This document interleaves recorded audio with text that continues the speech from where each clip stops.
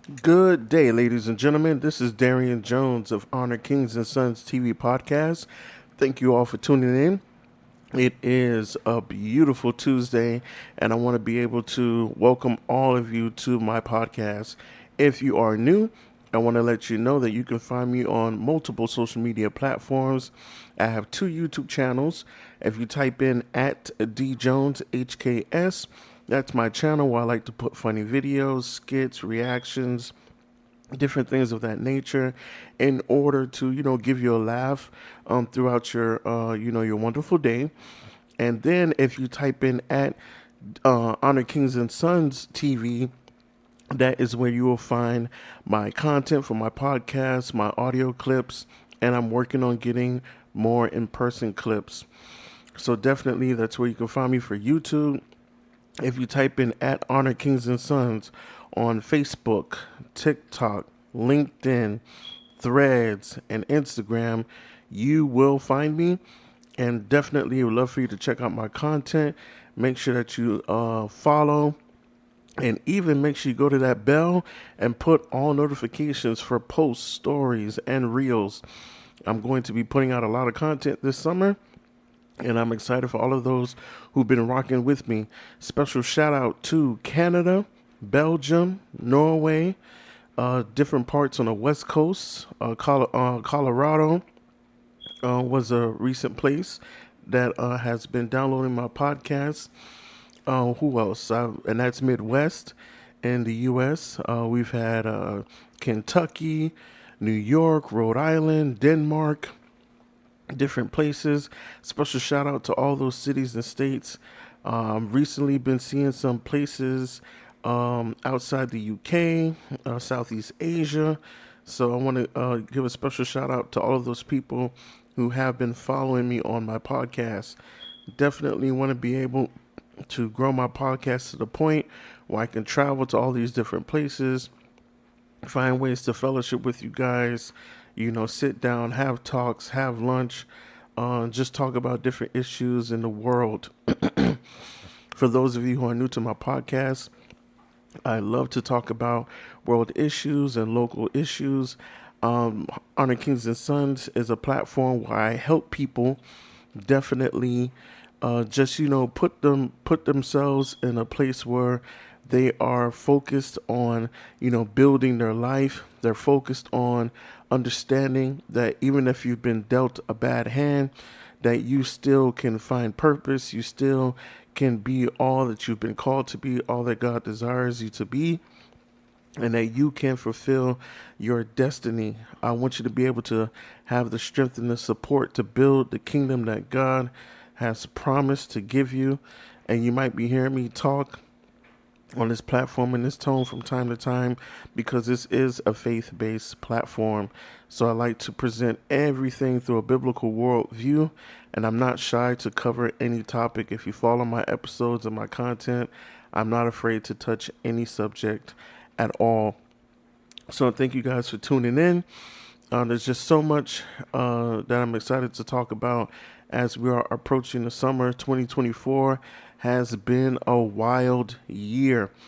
It has been an amazing stream of events that have taken place. It can be with the weather, agriculture, with space, politics. So many things are just going on, and I'm here to talk about it all. But I want to be able to cover something special that I encountered a couple of months ago. I follow this platform called Invisible People, and I saw this video that was very impactful to me, and I wanted to talk about it, the message that was in it today. And special shout out to Invisible People. You guys go follow them on social media, especially on Instagram. That's where I found them. Just a very awesome platform. It's where they interview people who are homeless or currently experiencing homelessness, and you get to hear some powerful stories. And there was a particular clip where there was a gentleman, he was speaking about his experience that he went through, a very unfortunate experience between when he was young and when he became old and how he lost everything and he's been traveling. But there was one comment he said. He said that people don't understand that when you meet a person that's on the street and are homeless, they have a soul, they have feelings, and these are things we know. And he says, we're just the walking wounded. And that statement struck me. It moved me to a place that I haven't felt in a while. And I was like, man, the walking wounded. Like, what does that mean? You know? And I thought about it. I thought about, a society within a society where people are just looking for a loophole or a channel to be listened to or a place to be heard and to be fed so that their soul can find peace. And it was so powerful to just hear him, talk about his faith in God, and he believes that every day God is giving him strength. He doesn't hate the fact that he's been dealt this card every day. He's just thankful to fellowship with different people in the different cities that he travels to.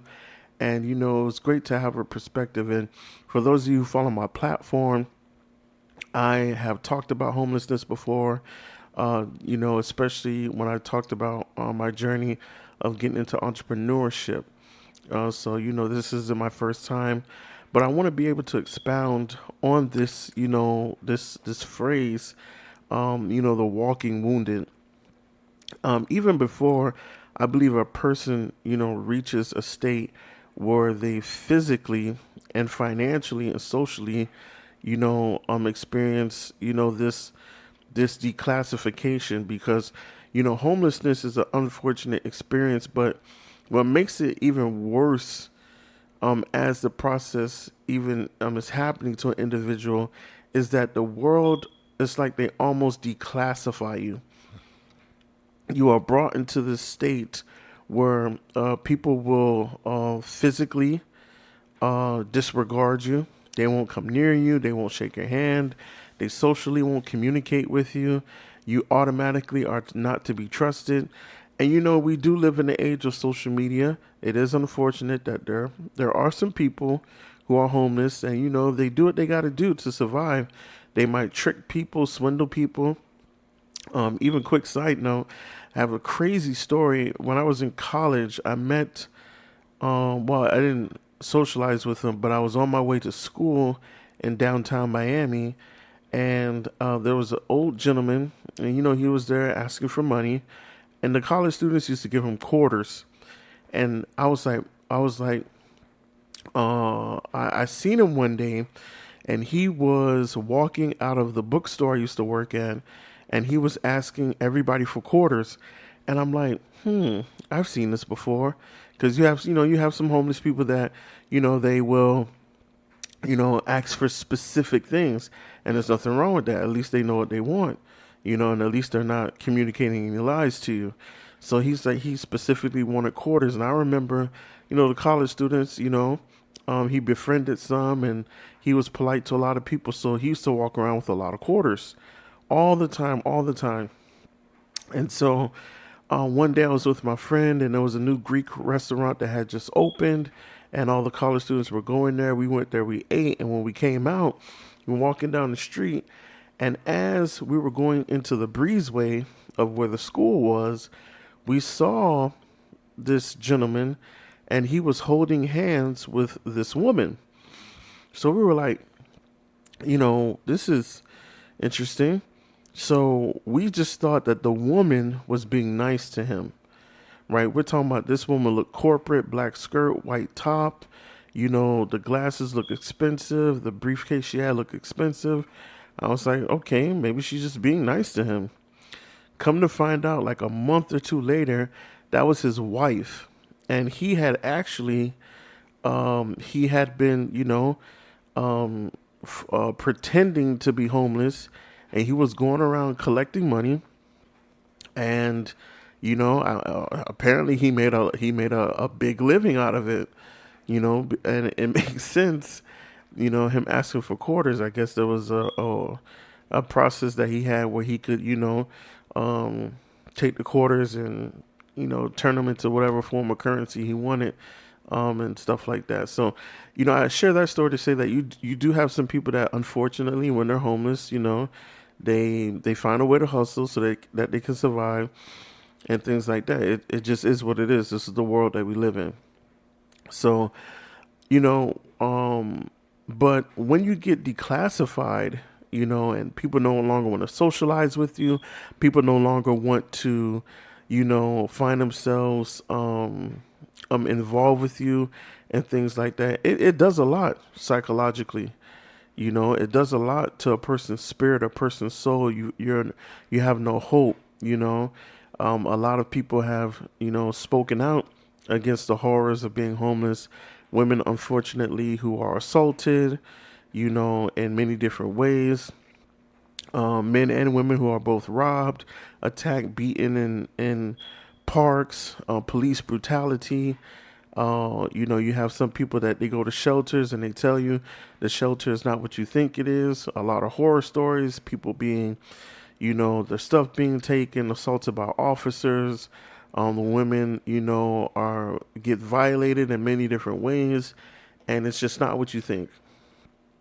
So these are things that take place. But one of the things that struck me with this statement, "the walking wounded," is this: it's amazing to me how society or the human race, we're all walking around wounded.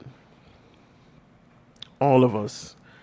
It can be a billionaire. It can be that guy who's the personal fitness trainer, and he has 2 million followers on Instagram, and everybody's following his stuff. Talk about nutrition. It can be an artist. It can be an athlete. It can be a banker. It can be whoever. It can be whoever, and they are wounded from something that happened in their childhood. They may have lost a family member. They experienced a horrific event in their life. They just woke up and they just feel like they have no purpose. They don't know what to do. It's a lot of different things that we're all walking around wounded.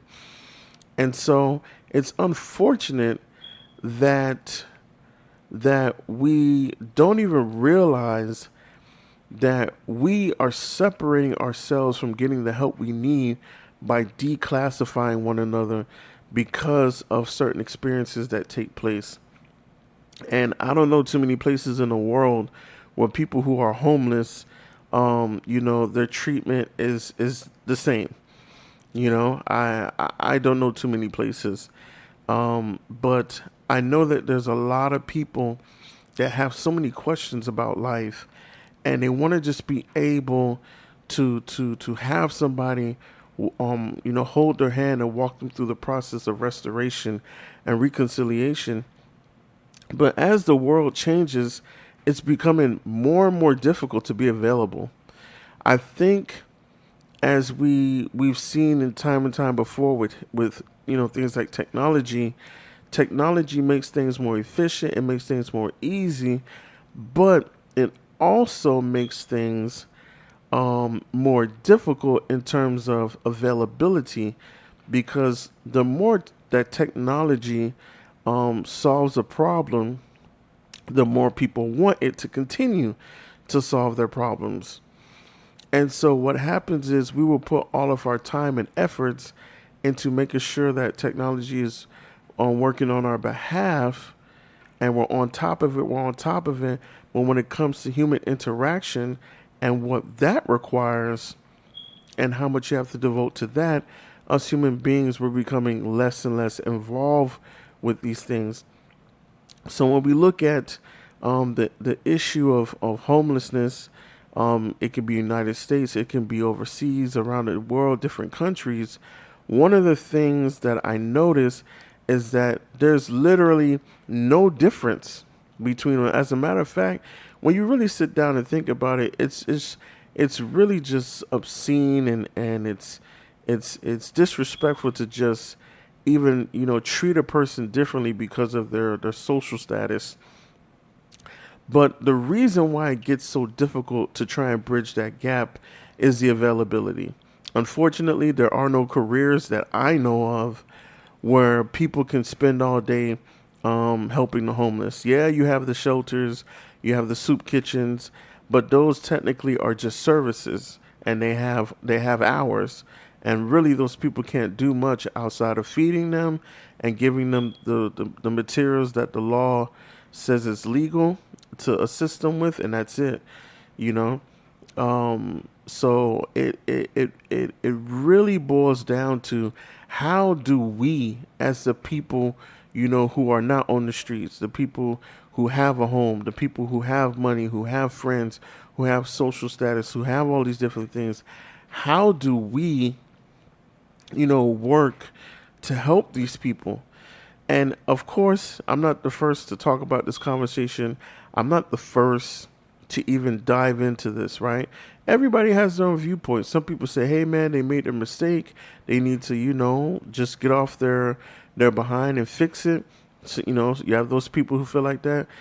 Some people don't trust them. They might say, man, if they're on the streets because of drugs, or if they're on the streets because of their mental instability, then maybe that's the best place for them, so they're not harming people.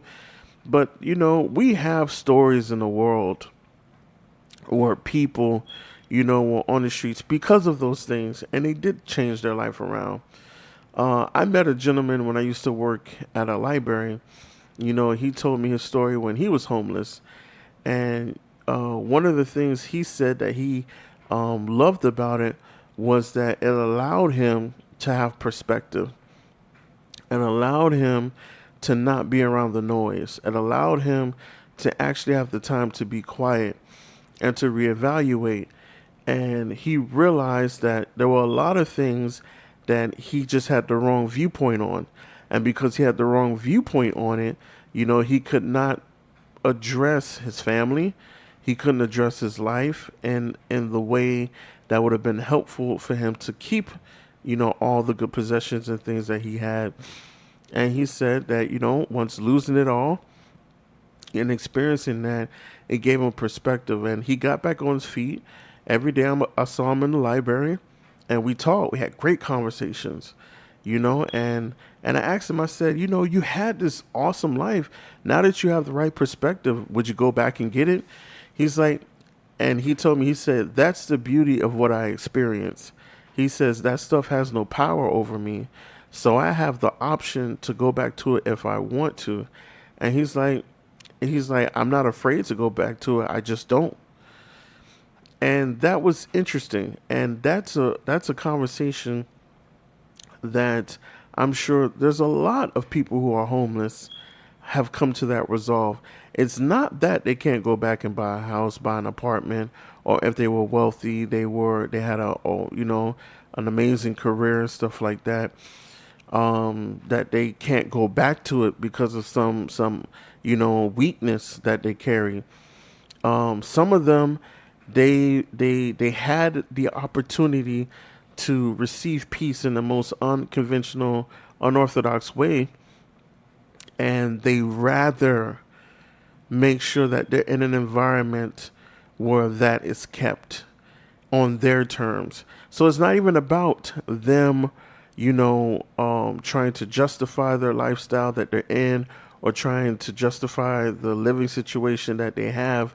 Some of them just have a perspective where it means that much to them. They rather live in a state where they're below their means. They have no liabilities. They have no expenses or responsibility that would add stress or even put them in the headspace that they once were. Some of them would just like to be where they are because it allows their soul to be at rest. They feel like they have control over their life in that state. And it's an interesting perspective that a lot of people in today's world just don't have time to comprehend. I mean, look at us, ladies and gentlemen. It's 2024. We have people as young as 10 years old, making six figures, creating companies, ideas, inventions, apps, you name it, hot commodities, solving big world problems, breaking records. This is one of the greatest times to ever be alive. And so, with that being said, and with the presence of social media, it's easy for everybody to flock to those things, give those things attention, want to be around it, want to be affiliated, want to be associated with the next biggest thing. So the walking wounded continue to be ignored. But the question is, in some cases, is it a good thing? How do we find a way to declassify the whole system of the walking wounded, declassify the system of homelessness? How do we find a way to do away with it from our society in order to put the perspective back where human beings can bond and fellowship and grow in a way where they're not being judged for their flaws, their inconsistencies, their instabilities? As a faith-based person, I have dealt with this my entire life.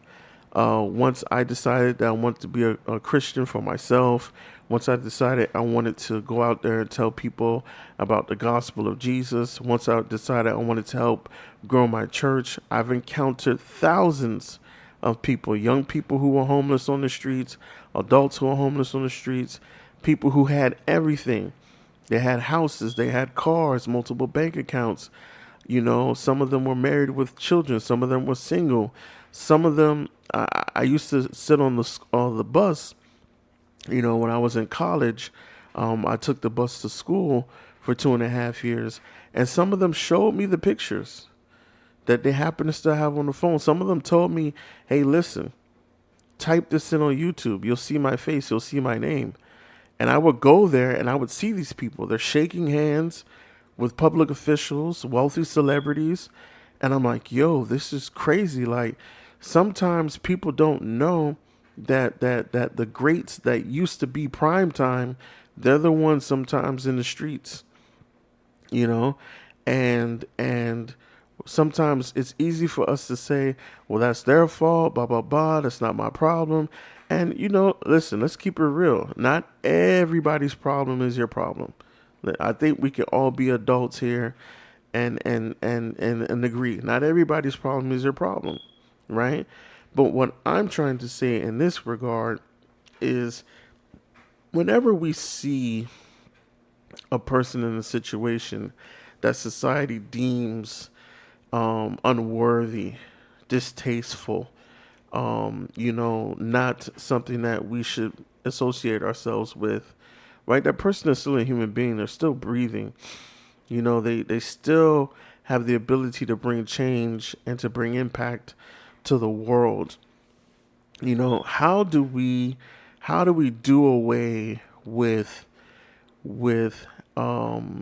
putting them in such a negative limelight or negative perception, so that things are not shut out for them? How do we do away with that? And I know that there's millions of nonprofits and organizations that work on this every single day. And I remember in the news recently, there were a couple of states. They mentioned New York, Florida, California, Michigan. There were 2 states in the Midwest, and I think Washington, D.C. They were talking about different programs to help the homeless, but at the same time, some of those states are having issues because laws are being passed giving law enforcement the power to pretty much gentrify, if that's even a corresponding term to associate with the situation, pretty much gentrifying the homeless, out of a lot of spaces. I mean, if we were to just use common sense, if a person doesn't have a home, not even a shelter, where do you expect these people to sleep? It's gonna be public places. They can't do it on private property; they'll be arrested. And it's getting really crazy. There was an article where a law passed that law enforcement can arrest the homeless sleeping in parks. I'm like, the last time I checked, traditionally, that's where most of them go if they can't find any other place. So it's just one of those, it's one of those situations where it's like, how do we really address this in order to really make sure that our society is not getting to the point where we're separating so much from one another that when one group needs the other group can't be found. Because we all need each other. And everything can change in a blink of an eye. I guess I would call it the Job effect. For anybody who's familiar with the Bible, famous story in the Bible, the book of Job. He had everything, and one day he was tested, and the devil took everything away from him, only for God to show the devil that Job is truly faithful. And in the end, Job got twice of everything that he had lost, right? I think that, some people really don't believe that the Job effect can take place. They could be in a situation where they have everything, and then the next thing they lose everything, but it's for a reason. It's not to punish you. It's for a reason. It's to teach you a bigger perspective, a bigger outcome. And I think that because some people have not experienced that, it's easy for them to always mistreat the ones who have experienced it. And we never should talk down because some people just don't have the strength to recover. We have those type of stories where sometimes the walking wounded, they remain wounded because it's just the recovery process is so difficult for them. We know that there are some shelters who have counselors on site for the working hours of the facility, and they talk to them, and they record the sessions, and it's only so much that you can say. There's only so much that you can do when you're working with them, but it's a situation where you just have to continue to be there for that person, because you never know the day where the person says, you know what, this is the day I'm going to make that move. This is the day I'm going to get back what I lost, or just create a new life for myself. So I give a special shout out from Honor Kings and Sons TV podcast to all of those great counselors, those workers who sit there and work with, the young people who might be experiencing homelessness, the adults, and you sit there and you work out with them every single day, and they're there in the sessions participating. I thank you because you make a difference. But I'm really talking about, our community, our residents of our local residents of our communities and our cities. How can we create a way in order to help, this huge deficit that we continue to experience every single year of people just being out on the street, not having nowhere to go, not having nobody to help them, and just having a hard life? How can we come up with a way to really be there for them? So this is definitely a perspective I just want to throw out to you guys. I want to be able to hear what you have to say in the comments of the YouTube channel. Please make sure that you like and subscribe. Definitely join my Discord. I've been putting the link in the description. I'm looking for more people to join the Discord so we can go over these discussions in depth.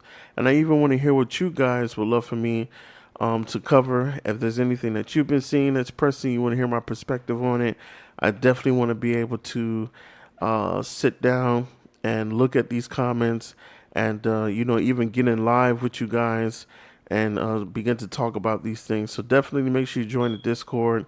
And there's more to come with different ways that you can be able to be in touch with me. So you guys, thank you so much for tuning into this episode. Remember, Honor Kings and Sons. You type in Facebook, TikTok, YouTube, Threads, Instagram. You'll be able to find me. And definitely until next time, you guys be blessed. Be easy. Darian Jones, Honor Kings and Sons TV podcast. You guys have a great day.